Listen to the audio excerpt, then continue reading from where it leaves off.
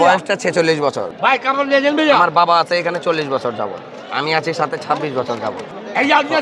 চকের ভালো মন্দ জিনিসগুলো দেখা প্রচার করবেন আপনারা, আপনাদের জন্য যাতে কাস্টমার নষ্ট না হয়। চকের কিন্তু বেশিরভাগ ব্যবসায়ী এখন ক্ষতিগ্রস্ত এই মিডিয়ার জন্য, কারণ মিডিয়ারা এসে ভুল জিনিস মানে প্রচার করছে।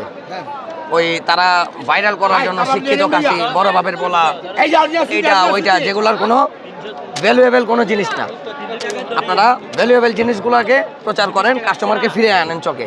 চকের বিগত 4 থেকে 5 বছর যাবত, করোনার পর থেকে চকে ওই ঐতিহ্য নাই আর।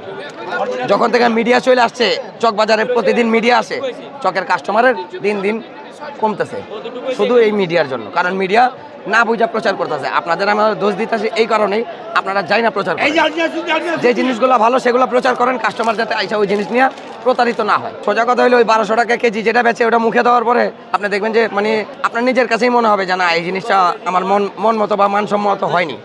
আর আমার জিনিসটা নিয়ে যাবেন, মুখে দিবেন, যদি মানে মুখে দেওয়ার সাথে সাথে আপনি তফাৎটা বুঝতে পারবেন।